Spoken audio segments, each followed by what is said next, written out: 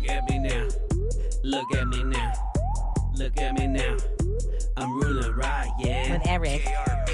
Look at me now. I'm Eric, and my name's on the show. Forgot about that. We haven't played that in a long time. Oh, that's awesome. 833-390-KRVE. We want to hear your stories of how you overcame somebody I don't telling think I've you ever you heard can't. that. Maybe we played I think it it's once. newer. Yeah. Yeah. We haven't done this all summer. Yeah, for a while. It's been a while.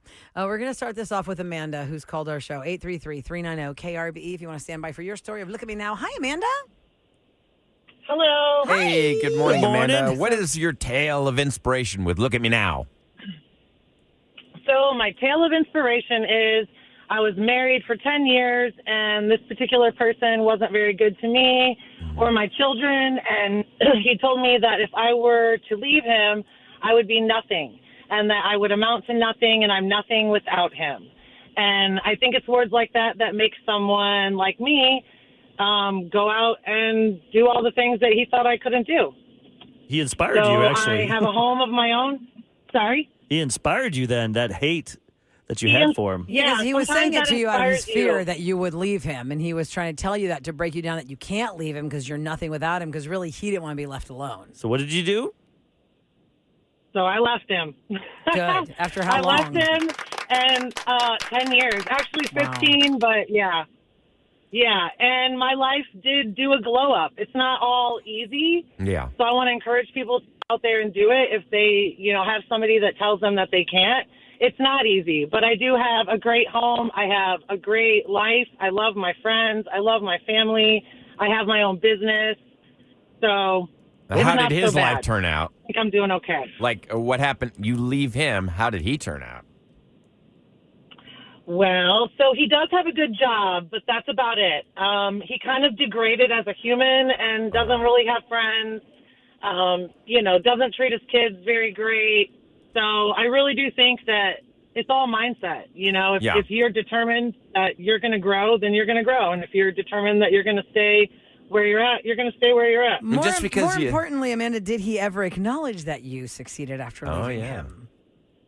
Oh, absolutely not. No. Absolutely Well, not. He's not giving you that narcissists don't do that. satisfaction. No. I'm glad that's hopefully someone listening right now is going. I don't want anyone going through it, but if they are, they hear that you got Amanda's away. sorry. Life is short. Because Get people away are from scared. that. People are scared to take that change, and they'd rather just True. live in that world. And they'll believe it. They'll believe that's that true. you really can't do anything without this person. So, Amanda, bravo. We're so proud of you. Thank you so much for listening to our show and sharing that story. Brooke is up next for Look at Me Now here on the Rule and Ryan Show with Eric. Hi, Brooke. Hi. Hey, good Brooke. morning, Tell Brooke. us your story.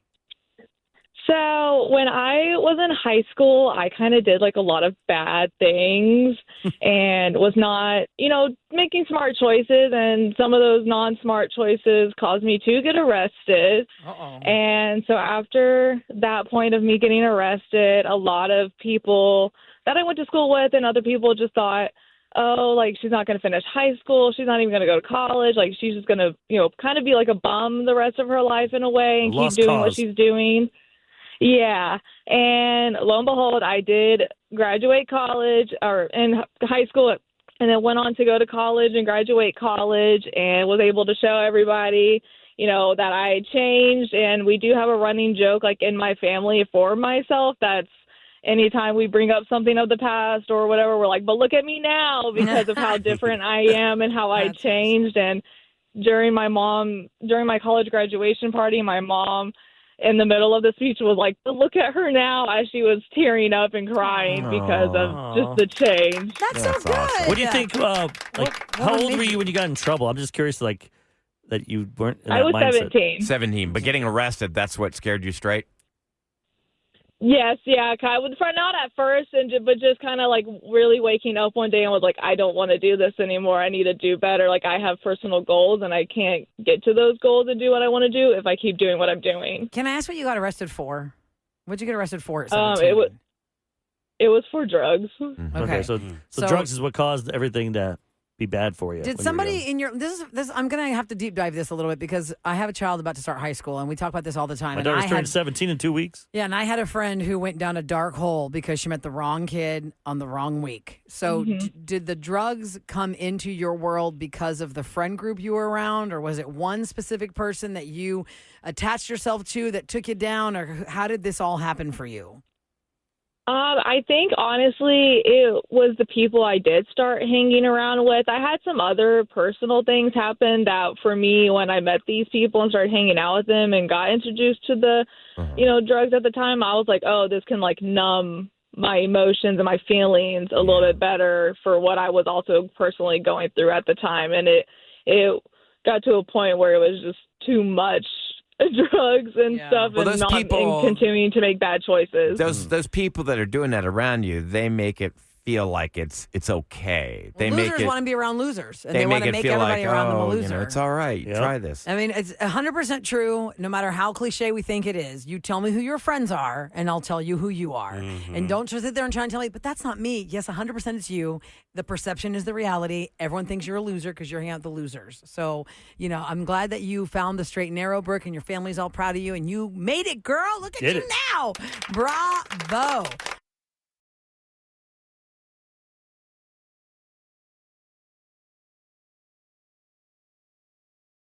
It's time for Revenge. For the truly wronged, sometimes all you have left is revenge. On the Roulette and Ryan Show with Eric. 104.1 KRBE. Alrighty, parental advisory. Wait, definitely can we play in Phoenix effect. real quick? Oh, Sam, do you know where that We've is? been playing that again. We've been recently. playing him, and people enjoy his voice. The following content may not be suitable for all ages. Listener discretion is advised. It's more appropriate for roses, but we just like to hear his voice again. Thanks, Phoenix. All right. Go to krbe.com and tell us why you want to be on this segment we call Revenge. It's where somebody messed with you. You got them back. They don't know you got them back until it all gets revealed right here on our show. So, Amber, let's hear the story. Good morning. Good morning. Hello, Hey, Amber. Waves Amber. of grain. She sounds Amber very waves happy. of grain. I bet you hear that a lot. Amber waves of grain. Amber, why are you here with this? Who do you want to get payback on? I am generally happy. I'm very happy. I love my job. I have a fantastic job I've been at for 4 years now. But about a year ago, a coworker came to start working with us, and he's just a nasty gossip.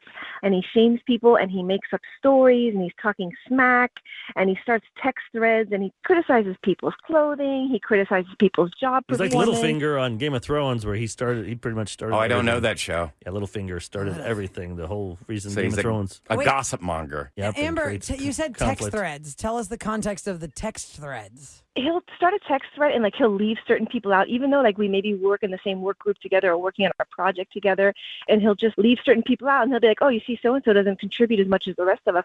Petty little things like, oh, did you see the shoes that she was wearing today? Or Are you the only one that has noticed this, or have no, other no, people? No. It's not even a year and it's out of control. I think one of the hardest things to deal with in a coworker situation, because it sounds like this is stuff he's doing to annoy you guys as coworkers, but overall management wouldn't be bothered with whatever he's doing. Is he doing specifically to you to harass you or ridicule you in front of other people? Because you go to HR for that. Of course, in those chats that he starts, he doesn't involve any sort of management, so they don't see it. And then it feels like childish for me to go to my manager and be like, oh, he started this mean threat. You're like, I don't feel comfortable with that. Has he ever done it to you? You asked, and that's why I'm here, because, yes, now he started with me. And he can criticize my clothes. He can whatever. I have thick skin. I can take all that. But he had the nerve to say to not just one, but at least 3 people that I've heard of, that the only reason I've gotten my job is because of my looks. Oh, Lord. Oh. He has crossed the line. He's crossed the line. Okay, so he's starting that stupid cliche crap. Oh, look at her. She's good looking, so that's the only way she I got this the job. Blah, blah, blah. Not because of my looks, that's for sure. Despite. Or my voice. I'm kidding. That's how All talented right, I am so, as a producer. Would he be surprised to hear that we have him on the phone for you, Amber, about the work environment? Completely. Okay. Completely All right. So he's oblivious. totally. So those just tuning in, let's just reset. Amber has come to us because she does love where she works and what she does. But about a year ago, this new coworker, and his name is Chuck. Has started to ruin the environment. About a year ago, he is a ridiculer. He's a bad talker. He's just a bad guy to be around. So Chuck is standing by, but cannot hear what we're saying. He has no idea who we are. Doesn't listen to the show. No. Well, we better get him on before he hangs I up. know, he He's is. like, who are these bunch of bozos? Hold I on, said, let's just hold on. 5-7 minutes. All right, so Amber, hang on. Let me get him on the phone. Hi, Chuck. Welcome to the Rula and Ryan Show with Eric on KRBE. Thank you so much for hanging on, even though I understand understand you don't know who we are. You don't listen to our show. Never heard of us. Never heard of you and don't know what this is about. But good morning. Well, good morning. Well, like I like to say, we've been on for a minute. Just a hot minute, like Yeah. 22 years. Appreciate you taking the time. We've got somebody on the line that wants to talk to you right now. It's a coworker of yours. You know Amber? Okay, what the hell is Amber doing on the phone with me on a radio station? Well, Amber does listen to our show very loyally, and she has told us a little story about what her work environment is like, and it involves you. So Amber will let you tell him the rest. Go ahead and say hi to Chuck. Hi, Chuck. Surprise. Hey, pretty girl, how are you? Oh, yeah, isn't that nice? Pretty girl. What year are you in? You can't talk to people like that. I'm always joking My around. coworker. Amber knows that. The thing is, it's not funny because your jokes are not funny. They're mean. And they show that the little person that you are, that you think that someone, me, for example, only got my job because of my looks. Yeah, I heard about that. For the last year, listened to you comment nasty things about all kinds of coworkers, your nasty little threads, your little comments about people's clothes and people's performance when you are no star. Oh, my God. Why are you laughing? I had no idea that Amber was really feeling this way. Why didn't you just come to me? You come to You don't realize that you start conflict with everybody in the office and spread gossip and She's the rumors? only one that takes it like this. I think I'm going to speak for Amber here, Chuck, because Amber is probably vocalizing what a lot of other people don't want to vocalize. It happens a lot in office environments. Yep. People just try and grind their teeth and get past it or don't want to talk to you. Really? And they hope to God that you don't make a comment that they have to sit there and be like, oh, God. Oh, come on. Sounds like they're just tolerating whatever you're saying around the office, according to Amber. A man would have confronted me. I mean, a woman taking me here to the people's court. Uh-oh. All right, you're not going to get through to And him. by the way, we do it. It's called couples court when we do it. Yeah, we do so- steal the theme, but... Couples court. I came to them instead of going to anybody else of authority at the office because I invested a fantastic investment of $19.99 into a little app that gives me all kinds of information about people. And I put your little information in there. And guess what? I found out that you didn't graduate from that fabulous 4-year Stanford University that you love to brag about. What? There's no record of you What the there. f- What do you know? Whoa, Oh, my whoa. goodness. What the f*** are you talking about? And you never worked. I'm not going to name the Amber, company you went because we're on behind the radio, you went but behind never my back worked and dug on into the- the crates to That's go and right. find something That's about right. education. That's right. Before you worked for us, you bragged that you worked for a very prestigious, very well-known international company for 6 years, which is a lie because they have no record of you there either. Should I go on? Because there's more. I did go to Stanford. What you talking about? There was some 4-week drama course or something like that. It was some extracurricular course that you took for 4 weeks at Stanford. It was on a 4-year degree. Wait, was it online or was it on the campus? It was online. It was like a little drama or something. It wasn't even. That doesn't count. That's not meaning you graduated. I mean, you might have gone. It's still 4 weeks. What? It's 4 weeks online. Talk It about counts. stretching your resume. Holy crap. Chuck, did you credit Stanford as your 4-year university? Like that's where you graduated from? Is that what it says on his stuff, Amber? 4 years. It's a 4 years degree. Oh, dude, you're in trouble. And he lied about me with that week's pathetic little resume to say that I didn't earn my job, that it has something to do with looks.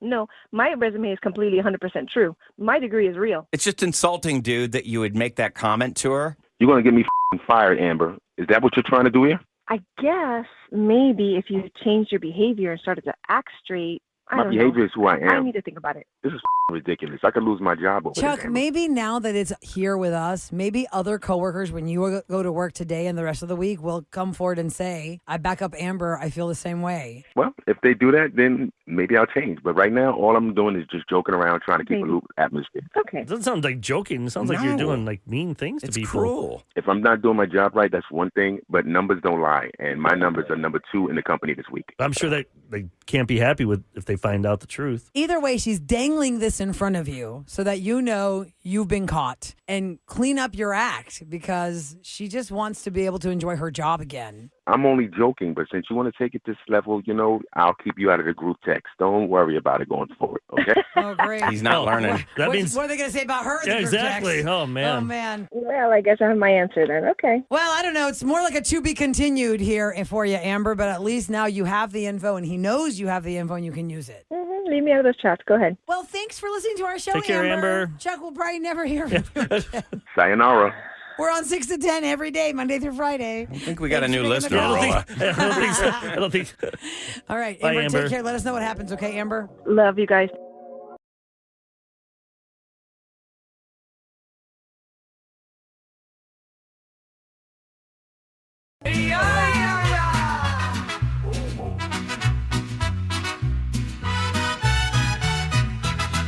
Spin the the wheel, find out what's the deal. It's Rulers Relationship Roulette on KRB. One more time, please. Come on, guys. Otra.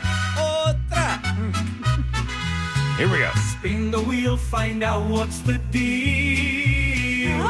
It's Rulers Relationship Roulette on KRB. Hello, Papito. Man, those robots sure sound real. That was all made with AI. Love that but thank you very mariachi. much. It is I think I'm going to buy that again. Get some new songs, Kev. We can do some new stuff. Okay. 'Cause the last time we used it, we make one had the for name when change. Sam comes back on Monday from maternity leave. Oh, yeah. We could do Welcome like a back. welcome back song for Sam. And you 'cause could Sam do it comes in back on any Monday. flavor of music, like any kind of genre. Suno.com, right? Yeah, SUNO.com. All right, Rula's Relationship Roulette. You can reach out to me at Radio Rula on Instagram. You can direct message me. You can reach out on KRBE. Either way, you just say, hey, I have a question for this. And one of our listeners who is very loyal to our show is, listen, you guys, I know you look at us like a safe space. And I love that because the email it's not an email. It was a direct message, but it was pretty deep. She's 38 years old. She's newly divorced.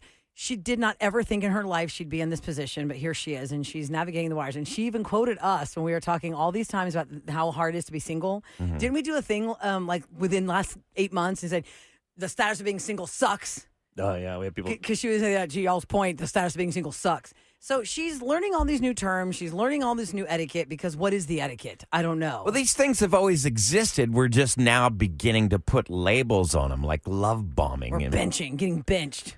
Like, you're Like, not to the me, 18, I you're just think getting benched. love bombing is, when you just start out the relationship and they just are filling you with all the compliments. They're making you feel good about yourselves. Are you saying I love you, or what's the definition of love bombing? Yeah, she wants to know, how does she know if she's being love bombed or this is just somebody who is really showing their interest. So is love bombing a bad thing? It says it's here, manipulation. It is. Here's the breakdown of love bombing as I had to look How this come up Brian to make knows it so much official for about her.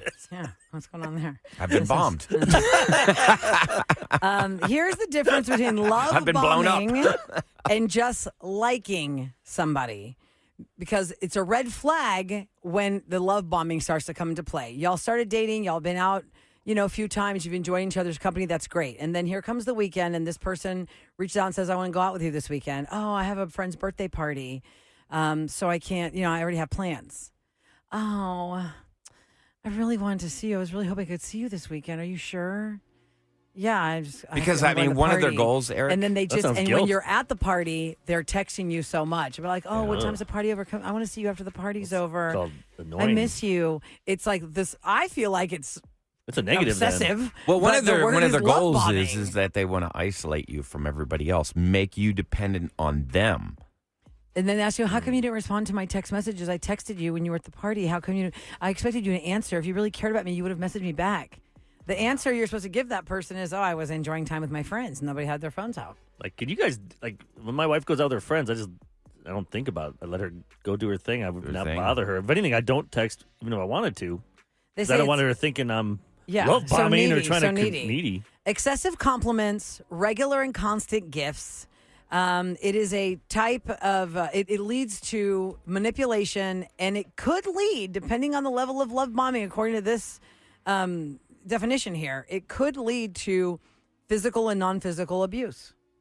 Because you become obsessed and you then manipulate that person. And to Ryan's point, you want to you isolate that person and you want them all to yourselves.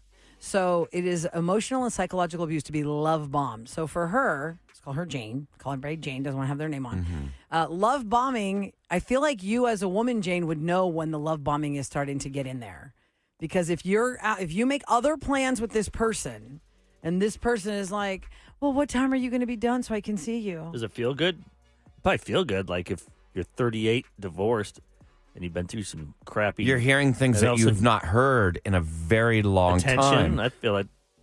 Are you really falling in love with that person, or you just falling in love with that attention? I think it's the latter. And ask yourself this question.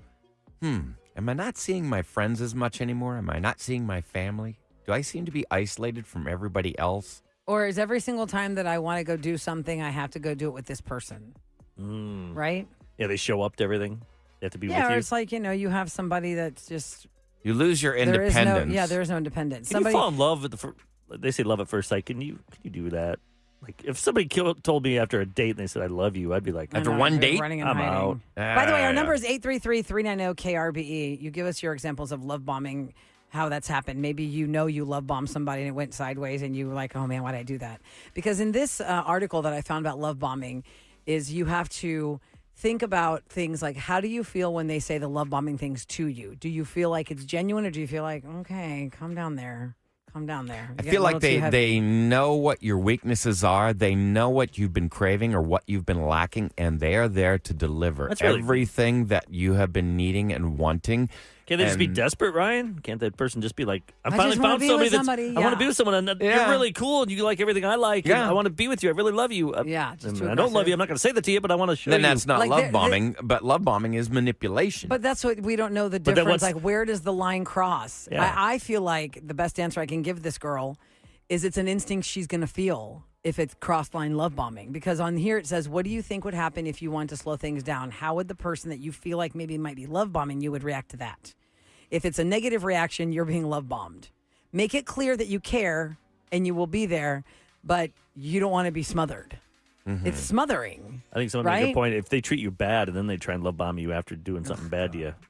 It's usually the other way around. They love bomb you to death, and then once you're completely dependent on them, then they start to put those bad behaviors in there because they know that you'll tolerate it. This Then person you said, love them again, and then Yeah. that This texter sucks. says, I've been love bombed bad, and it took me so long to recover. They'll flip a switch literally overnight into a blank hole, and you're wondering for months what the hell you did wrong, or how did you go down this lane to think this person was so great? Now you're in this. Make you feel bad about yourself. Another person says, love bombing is when the level of attention and affection does not match the time spent together. I like that one. Say it again. Level of attention and affection does not match the time you guys have spent together. That's a really good gauge. So yeah, if you're not, You've with had them- 3 dates and this person, or like, let's say you've had 5 dates and this person's like over the top, like we're talking about the future, and you're like, oh my God, calm down. But what if there. they've been through so many bad dates? They go, I know what bad dates are. I know what bad relationships are. Yeah. But this is a good date. This is a good relationship. I don't want to lose it.